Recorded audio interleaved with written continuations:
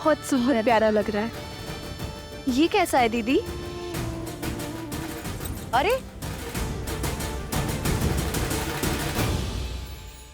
तुम सब यूं ही अब तक बातें कर रही हो। ऋषि मुद्गल के स्वागत की तैयारियां करनी है, वो आते ही होंगे। जी माता, वर्षों बाद बहनों से मिली तो कुछ स्मरण नहीं आया। मैं समझ सकती हूँ। जो पीड़ा तुम सबने भोगी है वो मेरे कारण ही तो है। नहीं माता, जितना कष्ट हमने सहा उससे कहीं अधिक आपने सहा, और शारीरिक कष्ट से कहीं अधिक मानसिक कष्ट होता है माता।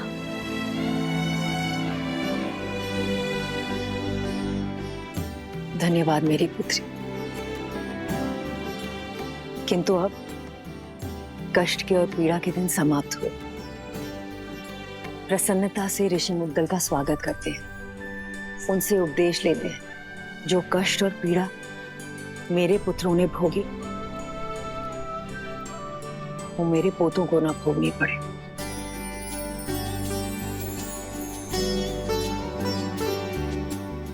और अब तो केवल इसी समाचार की प्रतीक्षा है कि कब मुझे ये बताया जाए कि मैं मां से दादी बनने वाली।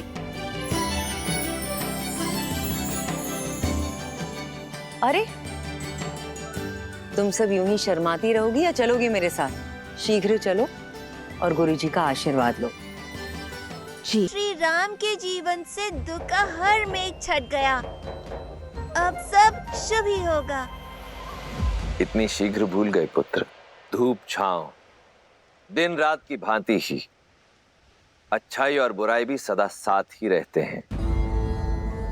दीपक की आवश्यकता तो वहीं होती है जहां अंधकार होता है और लोग जलते हुए दीपक के प्रकाश में उसके नीचे पसरे हुए अंधकार को देखना भूल जाते हैं। जब सामने सब उचित प्रतीत हो रहा होता है तभी पीछे से बुराई अपने पंख फैला रही होती है। अर्थात दुख की धूप हो या सुख की छांव, सदा सतर्क रहो। हाँ पुत्र, जब भी हम जीवन में कोई शुभ या मंगलमय कार्य करें तब हमें अतिरिक्त सावधानी और सतर्कता बरतनी चाहिए। सत्य और धर्म की क्षमता पर विश्वास रखते हुए अपने तन मन को और अधिक दृढ़ करना चाहिए। प्रिय गणेश, वो देखो, श्री राम उसी योजना का शंखनाद कर रहे हैं। राम राज्य की स्थापना का आरंभ कर रहे हैं। नर रूप में नारायण को प्रत्येक समस्या का सामना करना होगा, हर कठिनाई का हल खोजना होगा, राम राज्य की स्थापना करनी होगी। ऋषिवर, मैं जानता हूं आप सबके मन में क्या चल रहा है, किंतु जो होना है वो अवश्य होगा। 2 दिन बाद शुभ मुहूर्त है और ये राज्याभिषेक के लिए सबसे शुभ है। श्री राम भगवान सूर्य के आशीर्वाद से सूर्यवंश के अगले सिरमौर आप ही होंगे। आपने वन भ्रमण के समय जो ज्ञान और अंतर्दृष्टि अर्जित की है उसको अपने साम्राज्य में उपयोग करने का समय आ गया है। दया, दंड और दर्शन, इसको अपना शस्त्र बनाइए। श्री राम आपके मार्गदर्शन से जगत कल्याण की ओर अग्रसर होगा। सभी आशान्वित हैं कि आप एक आदर्श स्वराज की स्थापना करेंगे और संसार के लिए शुभता का मार्ग प्रशस्त करेंगे।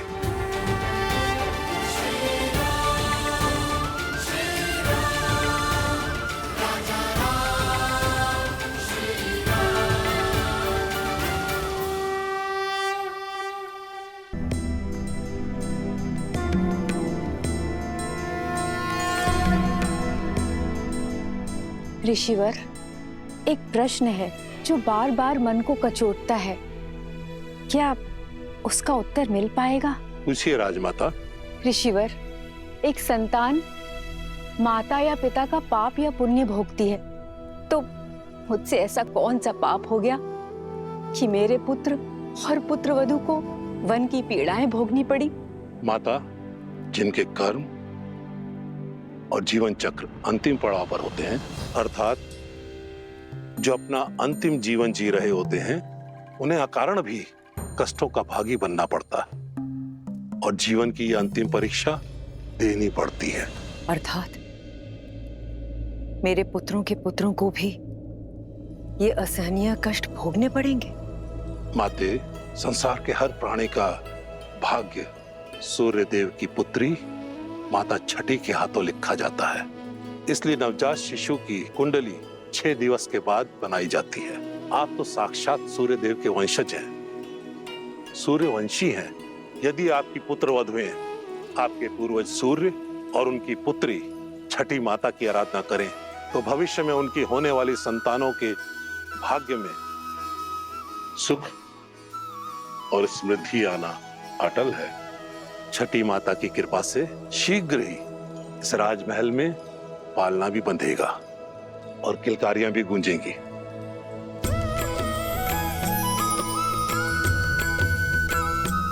महर्षिवर, हम सभी बहनें छठी माता की पूजा अवश्य करेंगे। ऋषिवर, इस मन में मैं संदेह लेके आई थी, उस मन में आस भरने के लिए बहुत बहुत धन्यवाद।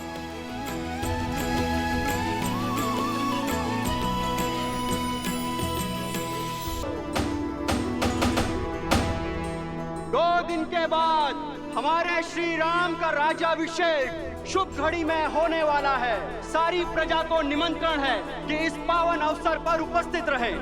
सुनो सुनो सुनो। पूरा नगर पलके बिछाए आपका इंतजार कर रहा है। सभी के मुख पर आपका ही नाम, आप ही के द्वारा स्थापित होने वाले सुराज्य की बात है। और महर्षि मुग्दल ने भी तो यही कहा कि इस समस्त राष्ट्र में सुराज्य आप ही स्थापित करेंगे। किंतु ये सुराज्य है क्या? माना कि वानर हूं, लेकिन किष्किंधा का राजा भी तो हूं। कल उठ के ये सारा भार अंगद को ही तो संभालना है मेरे बाद। जानना चाहता हूं कि सुराज्य है क्या? अर्थ बताइए प्रभु। हाँ प्रभु, अर्थ बताइए।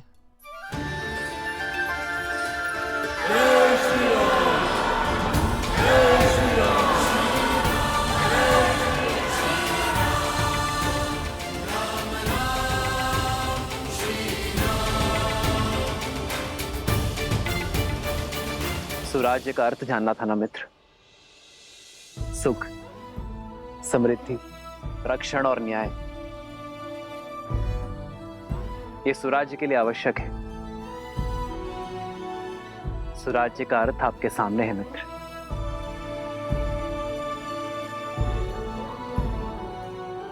प्रजा के मुख पर जब खुशी हो, क्या वही स्वराज्य कहलाता है?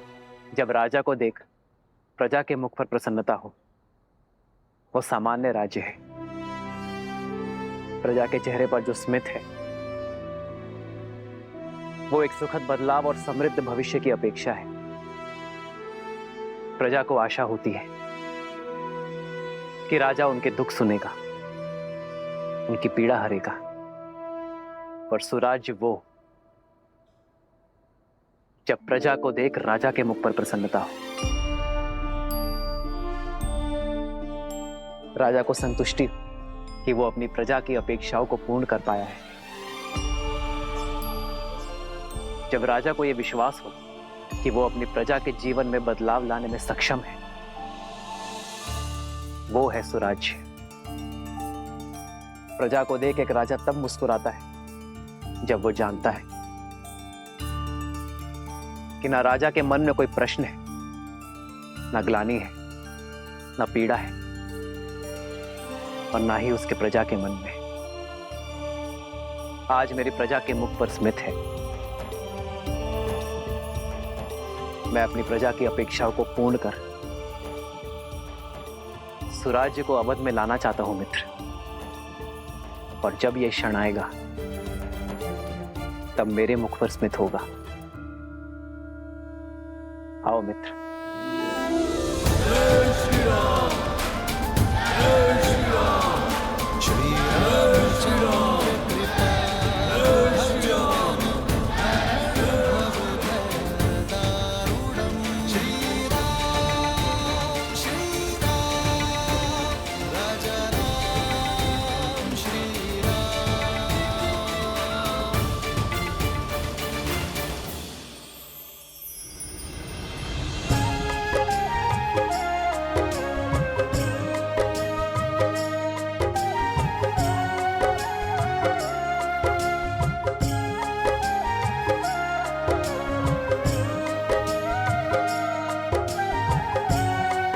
सीता दीदी, हमारे पग को कष्ट ना हो इसलिए ये सारा प्रयास हनुमान जी हमारे लिए कर रहे हैं,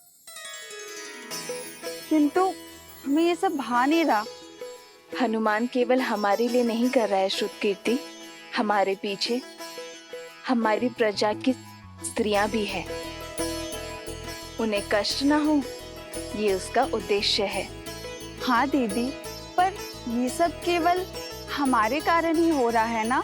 हाँ, ये आरंभ है और इसे रोज का नियम बनाना होगा। प्रातः की शुरुआत कहीं ना कहीं से तो होगी ना। स्वच्छता केवल धूल कंकड़ का निवारण नहीं करती, एक स्वस्थ जीवन की नींव भी रखती है। जब राज्य के लोग स्वस्थ होंगे तो हमारा राज्य भी स्वस्थ होगा।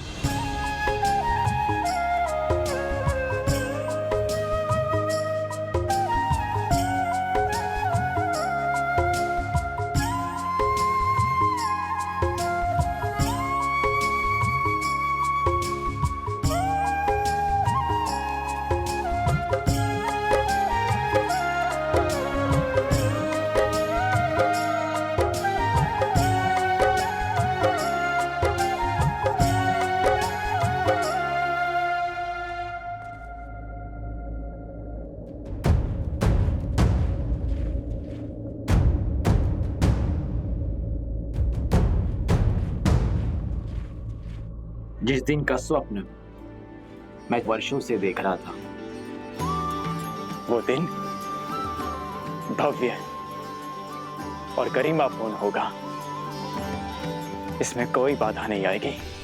मित्र, आपके राज्य अभिषेक की पावन घड़ी, उसमें सेना का नियोजन, क्या आपकी प्रजा के मन में भय का निर्माण नहीं होगा कि होने वाले राजा अपने राज्य अभिषेक से पहले सुरक्षा का प्रबंध कर रहे हैं कि कुछ अघटित ना हो?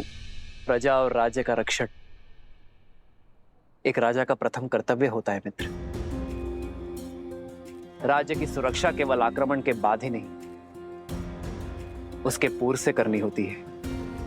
राज्य की सेना एक अन्यायी शासक के राज्य में प्रजा के मन में भय उत्पन्न करती है, तो वही राज्य की सेना एक न्यायपूर्वक शासक के राज्य में प्रजा को धैर्य, आत्मविश्वास और सुख की निद्रा देती है। सुराज्य के लिए राज्य और प्रजा की रक्षा हेतु सतर्क रहना अति आवश्यक है मित्र। जब प्रजा के मन में रक्षण का भय ना हो तो प्रत्येक व्यक्ति अपने कार्य का निर्वहन अधिक कार्यक्षमता के साथ करेगा। इससे राज्य सुख और समृद्धि के मार्ग पर चलेगा मित्र।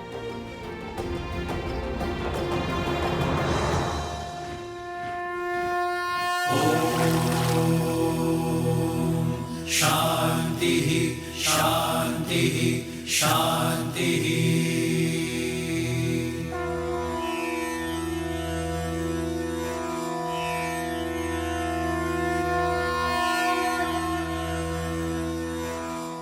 हे सूर्यदेव, रघुवंश की कुल वधु की आराधना और आभार स्वीकार करें। हे छठी मैया, ये समस्त राज्य हमारी संतान है, इनका भविष्य सुखमय और समृद्ध बनाइए। अपने तेज से हम सबके जीवन में सुख और समृद्धि का प्रकाश फैलाइए। करना कृपा इतनी मैया, बढ़े यश रघुवीर।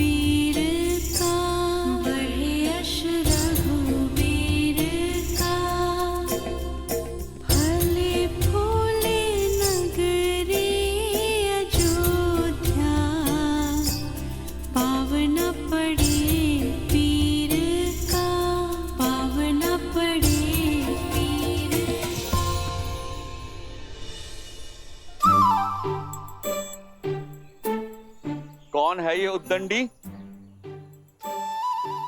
कहाँ छुपे हो? बाहर निकलो।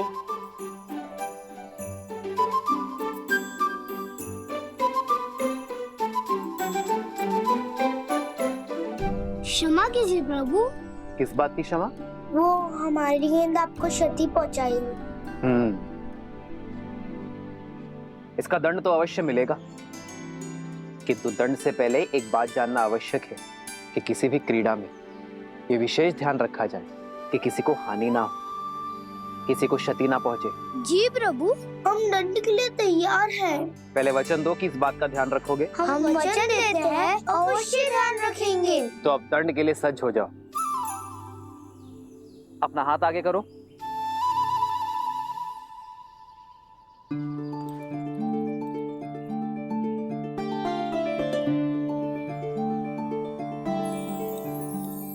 ये हमारे लिए। हाँ, तुम्हारी प्रामाणिकता के लिए।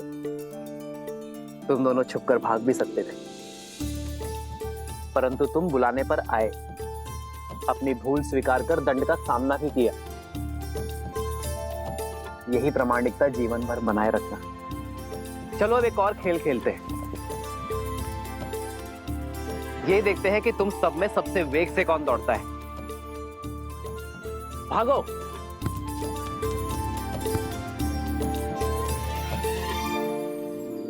मित्र, राजा का धर्म तो सेवा है। आपने जो इनको ये धन दिया, ये ना लगे कि आप अपने धन का प्रदर्शन कर रहे हैं। जब राजा अपने स्वर्ण और रत्न का प्रदर्शन करता है, तब प्रजा का राज्य के प्रति शक्ति और सामर्थ्य बढ़ता है। मित्र, एक राजा के लिए रत्न प्रदर्शन जितना आवश्यक है, उतना ही घातक धन का मोह है। जब राजा अपनी संपत्ति को लेकर निर्मोही होगा, तभी वो राज्य को सुराज्य की ओर ले जा पाएगा।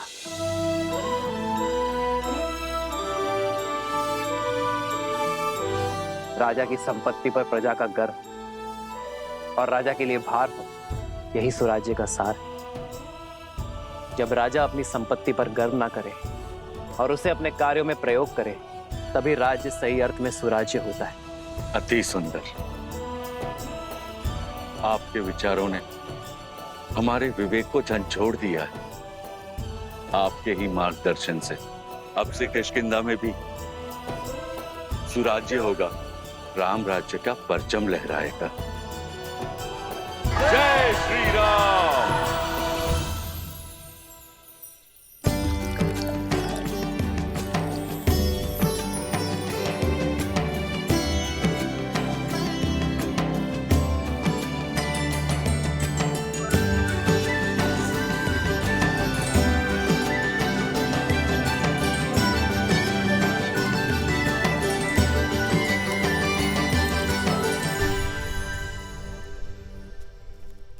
अपराधी हो तुम सब।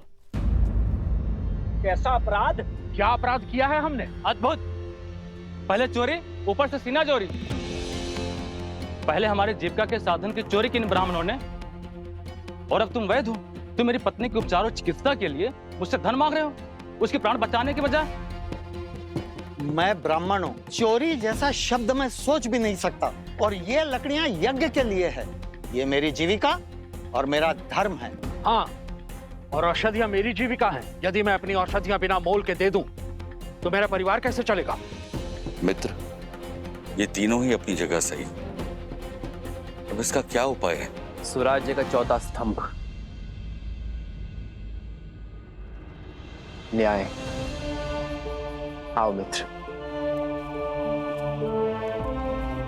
प्रभु, प्रणाम प्रभु। क्या हुआ? ये कोलाहल क्यों है अयोध्या में? कोई बात नहीं रघुनंदन, हम तो बस ऐसे। प्रजा का राजा से समस्या छुपाना राजा की हार और राज्य के पतन का सूचक है। निसंकोच कहिए। प्रभु, पूरे दिन सूर्य के ताप में जलकर गिरी हुई लकड़ियां एकत्रित की थी, परंतु बीच में हमारी कुल्हाड़ी टूट गई। हमने लकड़ियां सूखने के लिए छोड़ दी थी। सोचा इन्हें बेचकर पुनः अपना कार्य प्रारंभ करेंगे, किंतु इन ब्राह्मणों ने हमारी लकड़ियों का उपयोग यज्ञ में कर लिया प्रभु। प्रभु, शास्त्रों के अनुसार स्वयं गिरी हुई लकड़ियों का उपयोग केवल यज्ञ में ही किया जाता है। अब आप ही बताइए, शास्त्र नीति का पालन करके हमने क्या अपराध किया है, पाप किया है? यहाँ किष्किंधा के राजा मेरे मित्र वानर राज सुग्रीव उपस्थित है। क्यों ना वो इस समस्या का हल बताए।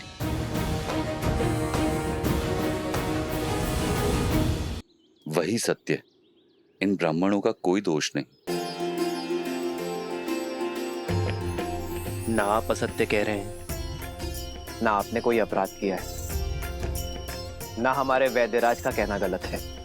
प्रभु, अगर कोई गलत नहीं है तो ये कलेश क्यों? इसका समाधान क्या है प्रभु? शास्त्रों के अनुसार यज्ञ में स्वयं गिरी लकड़ियों का ही उपयोग करने का निर्देश है, इसलिए ब्राह्मण निर्दोष है। किंतु ब्राह्मणों के लिए न्याय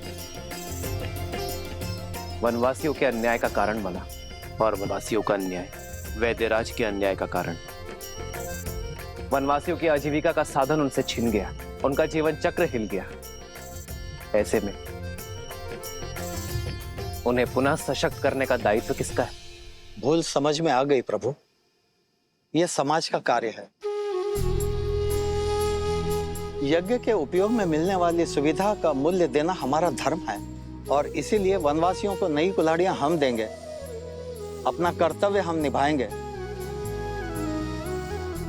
प्रभु, हमारे न्याय का आधार धर्म हो चला था, इसीलिए हम भटक गए थे, जबकि हमारे धर्म का आधार न्याय होना चाहिए। मित्र, आज ये घटना आपके समक्ष हुई, इसीलिए ये न्याय हुआ, परंतु तुम्हारी अनुपस्थिति में ये हुआ तो क्या करोगे? जिन्हें आवश्यकता है पहले उनकी सहायता करेंगे मित्र। आप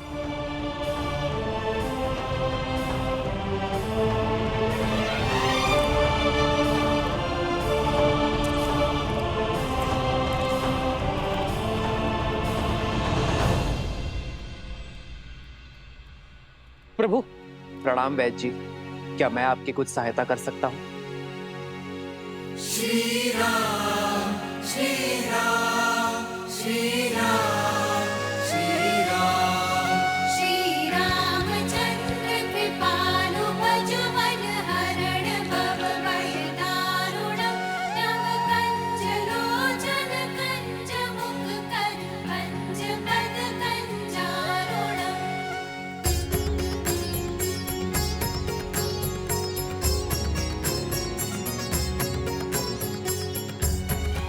मृत्यु अवश्य ही परमात्मा के हाथ में है, किंतु जब किसी की मृत्यु को अंतिम क्षण तक टालने के लिए पूरा परिवार, अपितु पूरा समाज जुट जाए, तब बनता है सच्चा और आदर्श राज्य। जब किसी के दुख के क्षण में ना कोई ऊंच नीच, ना कोई जात पात का विचार आए, वो कहलाता है स्वराज्य। जब राजा अपनी प्रजा के लिए उससे अधिक कर जाए, जिसमें वो सक्षम है, तब बनता है स्वराज्य।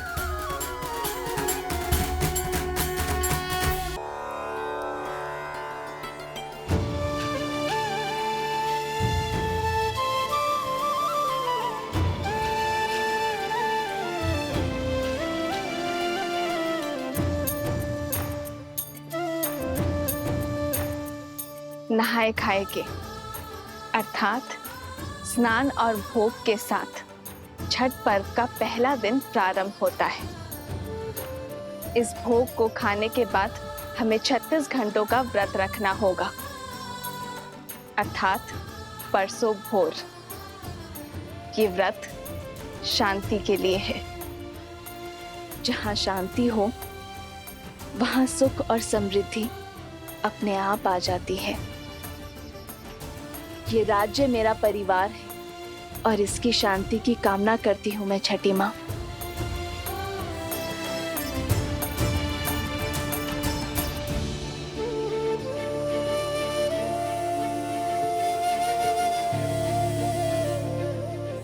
वहां प्रभु श्री राम और यहाँ माता सीता संसार को जीवन जीने का पाठ सिखा रहे हैं। इतने से समय में इतना कुछ सीखकर मैं तो धन्य हो गया।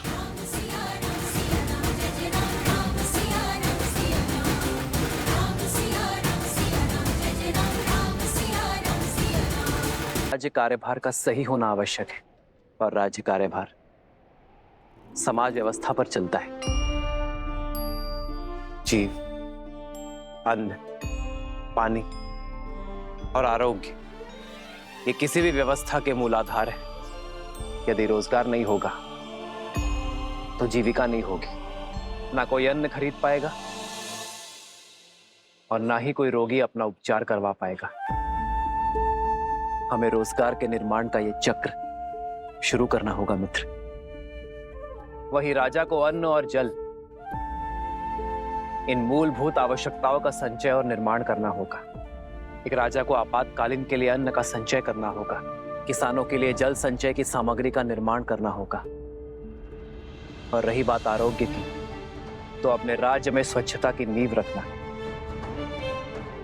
अपनी प्रजा को निरोगी बनाना और आरोग्य केंद्र का निर्माण करना हमारा धर्म यही कर्म करने की बात करता है मित्र।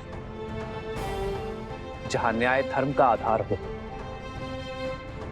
वो सामान्य राज्य है, किंतु जहां धर्म का आधार न्याय हो वो सुराज्य है। मित्र, आप धन्य हैं। अब चले मित्र, छठ पर्व में सूर्य को अर्घ देने का समय हो गया है। जैसी आपकी आज्ञा।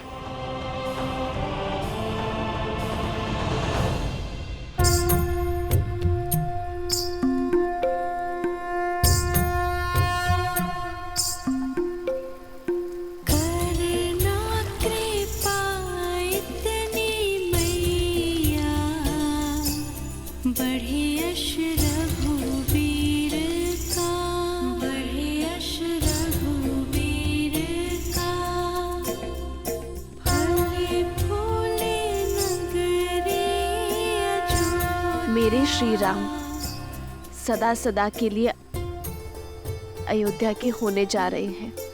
राज्याभिषेक के इस शुभ दिन पर उन्हें आशीर्वाद दीजिएगा छठी मैया।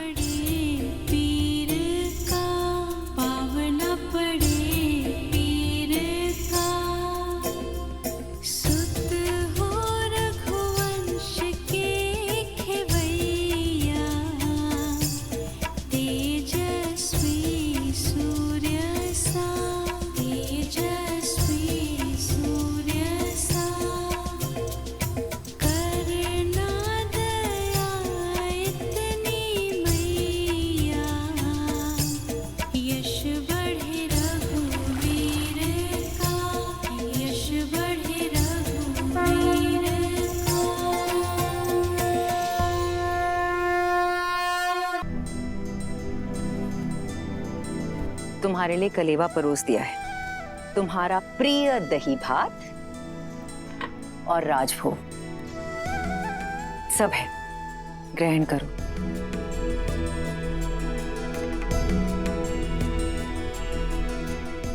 माँ, सीता का है, भोर की पूजा समाप्त नहीं हुई। रघुकुल की चारों पुत्र वधु भोर से ही तट पे हैं।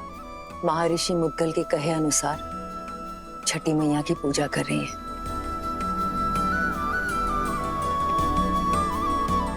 कल तुम्हारा राज्याभिषेक है राम। कल के पश्चात बहुत से कर्तव्य, बहुत से दायित्व निभाने हैं तुम्हें। ऐसे में तुम्हारी अर्धांगिनी, तुम्हारी सीता, तुम्हारी शक्ति में भक्ति का बल डालने का प्रयास कर रही है। तुम्हारी लंबी आयु और अयोध्या के सम्मान के लिए प्रार्थना कर रही है। रघुकुल के दीप की सुरक्षा की प्रार्थना कर रही है। तब तो समय लगेगा माँ। कुछ खाया उन चारों ने? कहाँ? 12 प्रहर का उपवास है उनका, जो तुम्हारे राज्याभिषेक से पहले ही समाप्त होगा। परिवार में पुरुष चाहे सफलता के जिस भी शिखर पर पहुंच जाए, उसका आधार, उसकी धरा एक स्त्री ही होती है। और माँ, घर की उन्नति में पति पत्नी दोनों ही भागी होते हैं ना, तो व्रत केवल स्त्री ही क्यों रखे?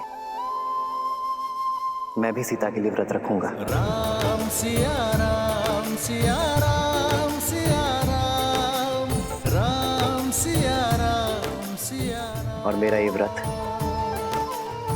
सीता के प्रति मेरे प्रेम और सम्मान का प्रतीक होगा। हाँ, मेरा राम जितना प्यारा पुत्र है, उतना ही उत्तरदायी पति भी है।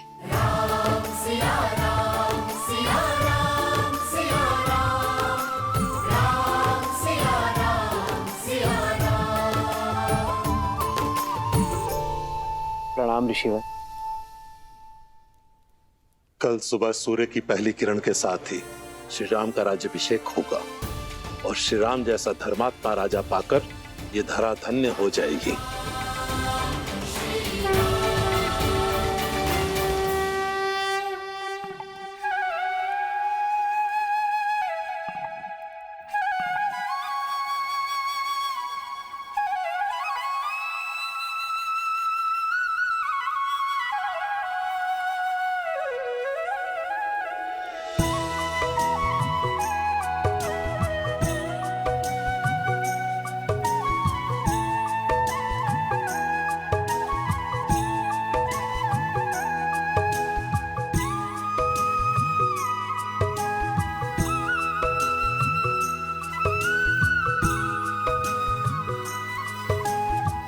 हमारे कारण इन्हें भी प्रातः उठकर आना पड़ा। बेचारे, लगता है अभी भी मीठी निद्रा के स्वप्न देख रहे हैं।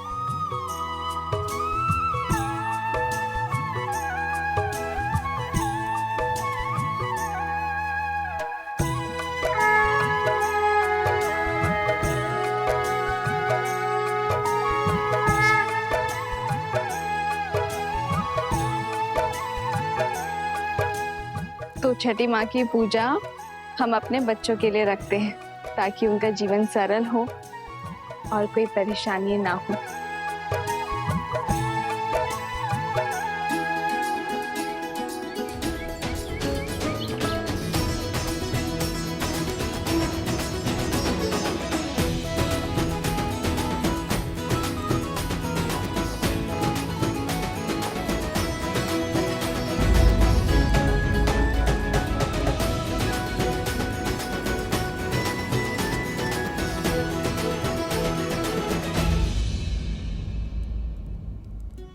पिछले 14 वर्ष से हमें जिस दिन का इंतजार था, तुम उसका भाग नहीं बनना चाहती हो।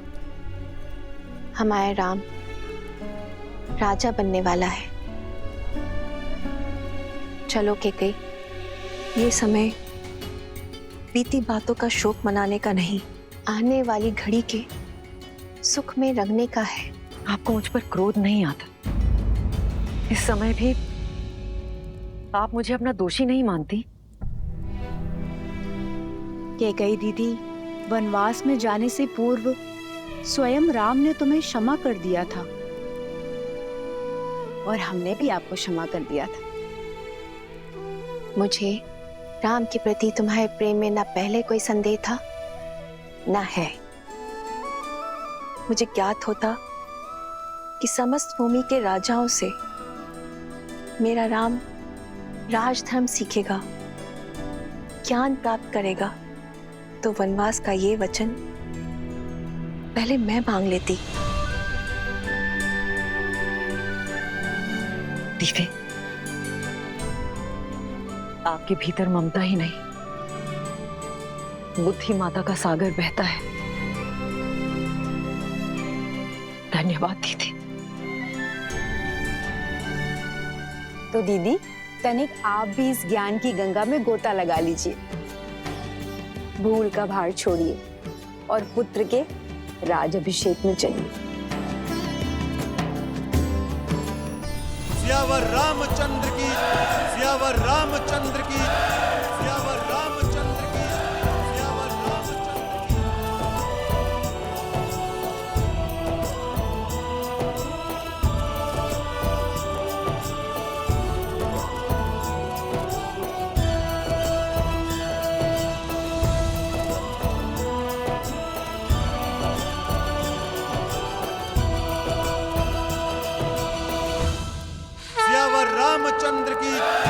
सियावर रामचंद्र की, सियावर रामचंद्र की, सियावर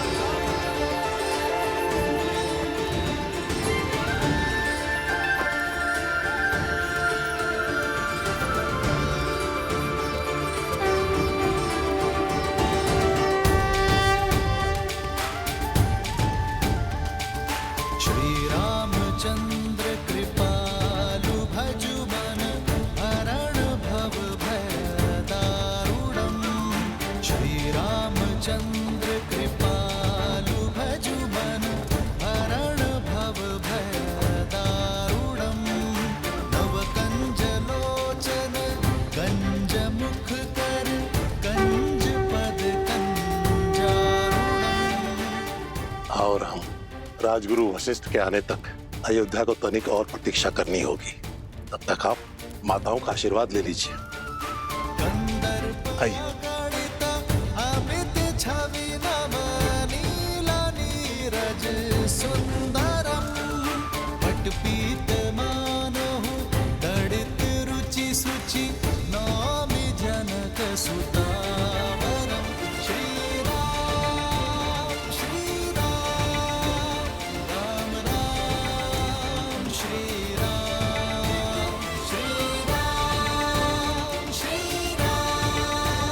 राजा राम श्री राम।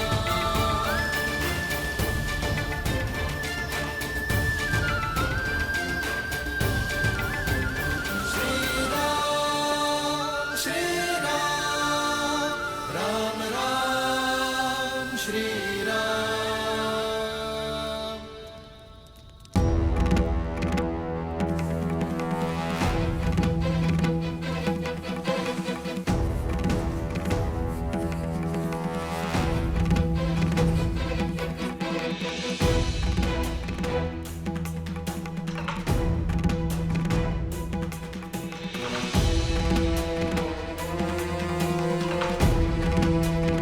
महर्षि पराशर, नक्षत्रों से उलझने के लिए अभी बहुत समय है। राज्याभिषेक में आपकी प्रतीक्षा हो रही है ऋषिवर।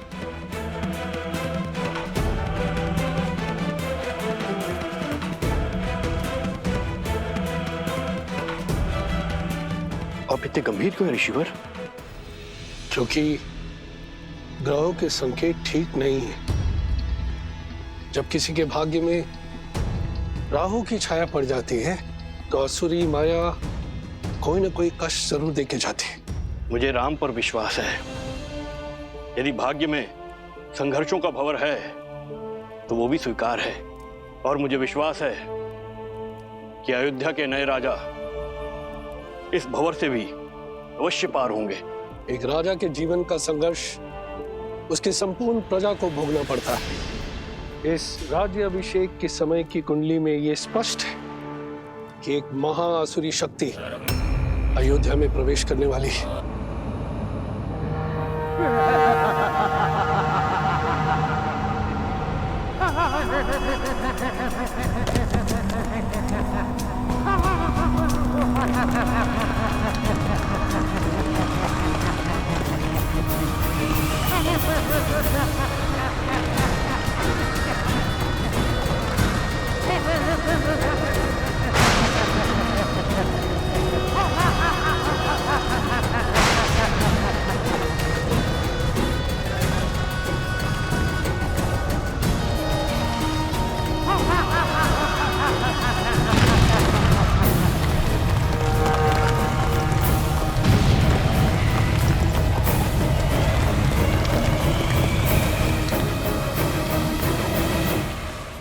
देवता सदा अयोध्या के आगे ढाल बनकर खड़े होते आए हैं ऋषिवर।